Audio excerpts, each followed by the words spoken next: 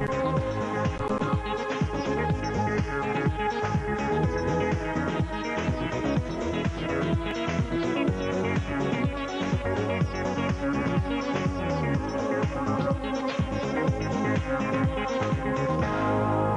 la reconnaîtrez peut-être, hein? Il y a des gens qui vont reconnaître ça.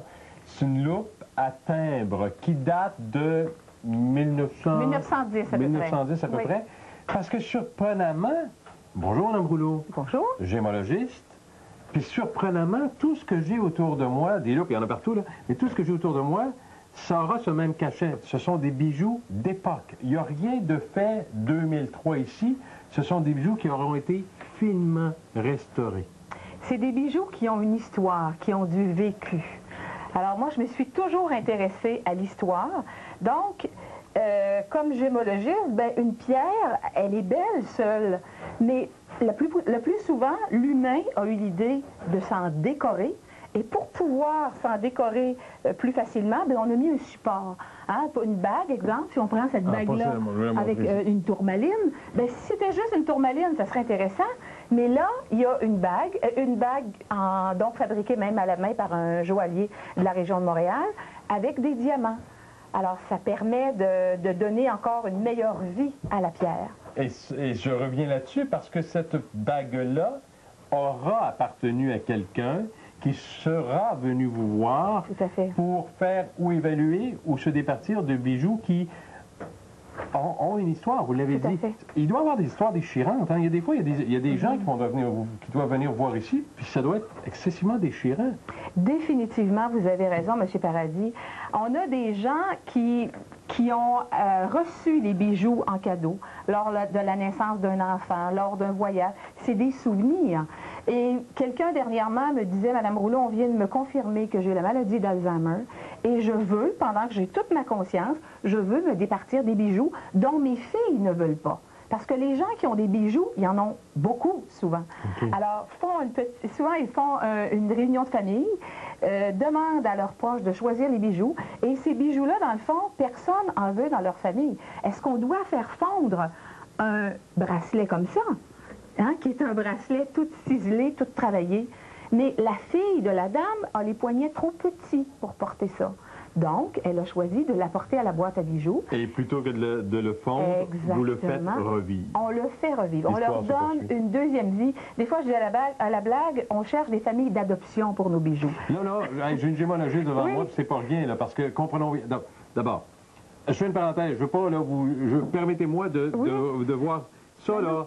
Il y a des loupes partout, je vous le disais. C'est indispensable pour vous, ça. Puis à la limite, vous me disiez avant l'émission, parce qu'on se parlait, Mme Rouleau me disait, à la limite, même le consommateur qui connaît moindrement devrait et pourrait se servir d'un outil comme celui-là, puis il éviterait bien des problèmes. Tout à fait. Ça, c'est vraiment un investissement. C'est une loupe à diamant, qui est une loupe aplanatique achromatique, donc qui est une loupe avec 3 verres qui sont corrigés pour qu'on puisse voir au mieux possible la position des inclusions dans les pierres et on voit exactement tous les petits défauts qu'il pourrait y avoir sur un bijou, ce qui permet de faire un choix beaucoup plus éclairé.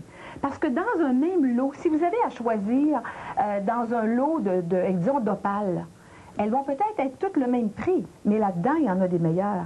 Et ça permet de reconnaître les meilleures pierres. Depuis quand vous intéressez-vous à ce monde-là? Gémologiste, depuis quand? Parce que vous êtes peu nombreuses et peu nombreux à exercer cette profession-là. C'est vrai.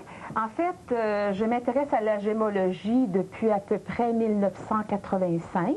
J'ai commencé très jeune. Hein, oh, ben oui, je me disais, mon Dieu, ça n'a pas de bon sens, c'est au berceau qu'elle a commencé. Voilà, et j'ai mon diplôme de l'Association de Grande-Bretagne et de l'Association canadienne de gémologie depuis 1993.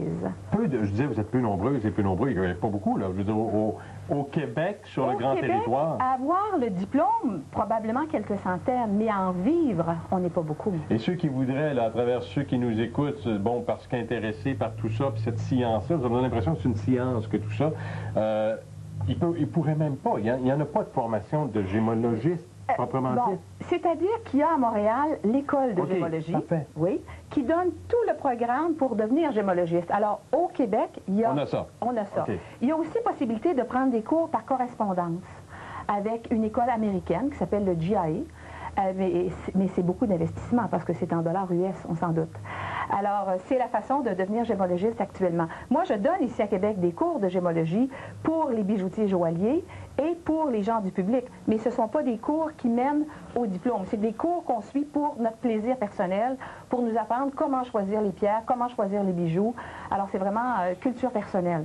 Gémologiste, joaillier, bijoutier, c'est pas la même affaire. C'est pas la même affaire.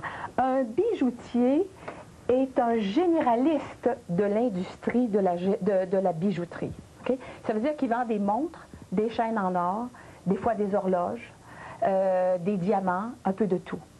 Un joaillier, ça dessine les bijoux et ça fabrique les bijoux. Et ça répare les bijoux. Exemple, moi, je ne peux pas restaurer une petite broche comme ça qui date de 1900, qui est de typiquement art nouveau. Les bijoux art nouveau sont très rares. Moi, je ne suis pas capable de la restaurer. Alors, je travaille en collaboration avec des joailliers dont c'est la spécialité de restaurer les bijoux anciens. Parce que c'est une spécialité. Et la gémologiste, elle, aura à juger de la qualité de ce qui composera le bijou, notamment les pierres qu'on y trouvera. Tout à fait. Et la gémologiste a les instruments scientifiques nécessaires pour pouvoir dire est-ce que la pierre est naturelle ou synthétique?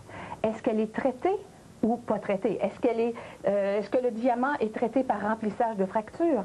Est-ce que la pierre est teinte? On voit des lapis lazuli qui ont été teints, ou des turquoises. Alors, il y a toutes sortes de façons. Il y a une expression qui dit « où il y a de l'homme, il y a de l'hommerie », et l'homme inclut la femme.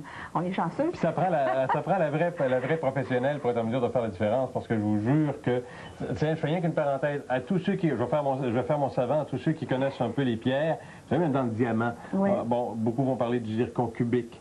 On parle maintenant de la moissonnite. La moissonnite est une pierre fabriquée en laboratoire, mais qui teste diamant. On a un appareil qui s'appelle un testeur à diamant. Imaginez-vous, là, c'est pas une vraie, là. C'est sûr. Et je vous racontais avant l'émission, j'ai évalué dernièrement pour un joaillier un lot d'une 15aine de pierres, un joaillier qui est quand même un professionnel dans son domaine. Et il y avait, à travers le lot, 2 moissonnites synthétiques. Alors lui est retourné chez son fournisseur et s'est fait remplacer les 2 pierres. J'avais besoin de mon microscope. Sans microscope, je peux rien faire. Puis si on verra ça dans un instant, on va aller faire un tour dans l'endroit où madame exerce son art. C'est drôle, j'ai comme l'impression que quelque part, toute cette avancée technologique-là fait en sorte de vous rendre la tâche plus difficile encore. On crée sur mesure des pièces à travers de la haute technologie, ce qui vous rend la tâche pas facile. Et c'est ce qui fait qu'un gémologiste qui ne se spécialise pas, qui ne va pas aux États-Unis régulièrement, à un moment donné, on peut devenir complètement dépassé, je dirais, en 5 ans. À ce point-là? Parce qu'il y a des nouvelles, oui, il y a des nouveaux traitements. Il y a maintenant sur le marché, effectivement, les moissonnites. Probablement qu'on verra très bientôt des diamants synthétiques. On sait qu'il y a une mine qui s'appelle Argyle en Australie qui produit des diamants qui sont brun pâle, autrement dit. Alors, ces diamants-là sont traités pour être blanchis. Alors là, on s'arrache les cheveux sur la tête. Comment on va faire pour détecter ça? Un laboratoire comme le mien ne réussit pas actuellement à détecter les diamants qui ont été blanchis. Ben, vous m'étonnez. Alors, vous devrez continuellement revoir et vos méthodes et vos connaissances et même votre instrumentation. Définitivement. OK, avant que vous m'ameniez dans votre petit lieu, puis j'en apprends encore... C'est quoi, là? C'est-tu du vrai diamant, ça? Bien sûr. C'est une petite collection de diamants de couleur. Alors, on sait qu'en principe, plus un diamant est blanc, plus il vaut cher. Okay. Sauf les diamants vraiment qui ont une coloration assez importante pour être recherchés, pour être esthétiquement intéressants. Naturel toujours? Naturel, définitivement, oui. Et de ces couleurs-là, laquelle sera la plus prisée? Vous avez la bonne question. Vous avez lu, vous, avant de venir me rencontrer. Je ne sais pas, mais j'apprends pas mal. C'est les diamants rouges. Il y a très, très peu de vrais diamants rouges sur le marché. Alors, des diamants jaunes, il y en a pas mal, colorés par l'azote. Il y a des diamants bleus, c'est quand même assez rare, coloration naturelle. Il y a une mine, justement la mine Argyle en Australie, qui produit des diamants roses. Et ça, c'est très prisé par les Asiatiques. C'est très cher et un diamant rose, c'est vraiment très brillant. C'est vraiment quelque chose de très, très bien. Alors, il y a des diamants verts, des diamants de toutes les couleurs. Mais le rouge sera l'exception. Très rare, les diamants rouges. Pièce de collection. J'ose vous demander de nous montrer un peu les instruments avec lesquels vous travaillez. Bien sûr. Non, on ne comprendra pas tout, puis on ne verra pas tout, puis tout ça, parce que, bon, c'est énormément de travail, mais ne serait-ce que de se plonger dans votre monde. Mon Dieu que c'est révélateur.